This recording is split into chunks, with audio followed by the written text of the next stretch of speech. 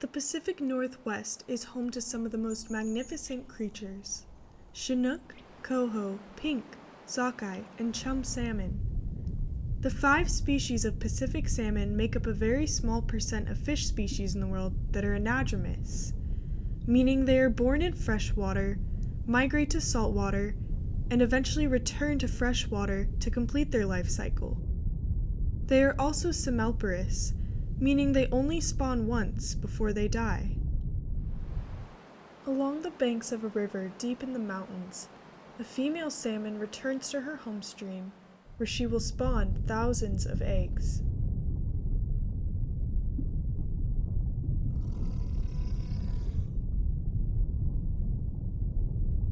The nest where she lays her eggs is called a redd, and she will cover her eggs with gravel and rocks to protect them, so they can develop through the winter where they will hatch in the spring. Only 15% of these eggs will survive until they hatch, due to predation, pollution, and stream blockages such as dams. When the egg finally hatches, an alevin emerges. Alevin are tiny fish that wear the yolk sac from the egg, which provides them with nutrients for up to 3 months. As the alevin explore their new environment, they'll stay close to the redd until the yolk sac is empty and they have grown big enough to begin the Great Migration. Salmon during their juvenile stage are called fry. Not able to swim upstream yet, fry drift downstream to catch insects and larvae, and hunt at nighttime to avoid predators such as birds and other bigger fish.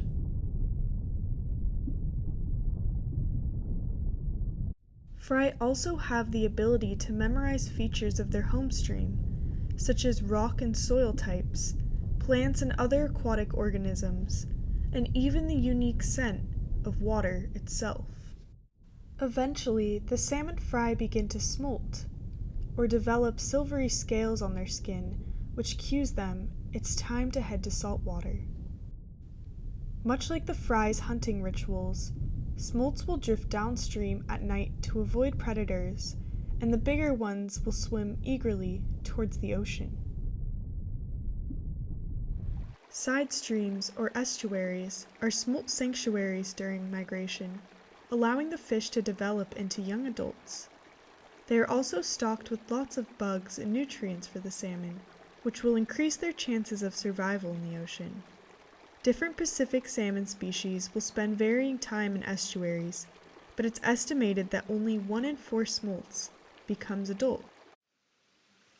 The bravest salmon will finally make the last leg of the journey.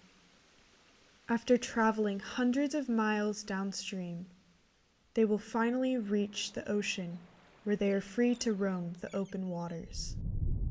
Adult salmon can spend anywhere between 1 to 7 years in the ocean, and migrate as much as 2,000 miles to the Gulf of Alaska and east to the Bering Sea.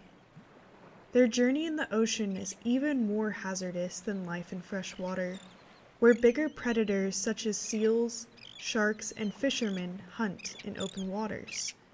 When salmon finally return to spawn, less than 2% will have survived. In their final life stage, salmon trace the scent of their home stream and make the journey back to their redd to start the cycle again. Some inland river salmon will travel hundreds of miles upstream and swim as much as 30 miles a day. Even obstacles such as rapids, dams, and waterfalls won't stop the salmon from fulfilling its life purpose. Home once again, the male and female salmon join to lay thousands of eggs before they die, leaving behind a bundle of nutrients that will fertilize the riverbeds and forests until the next generation of salmon is born. Salmon are a symbol of the Pacific Northwest and have greatly impacted its history, culture, and economy since humans and salmon have shared a habitat, though salmon have been a part of the ecosystem for much longer.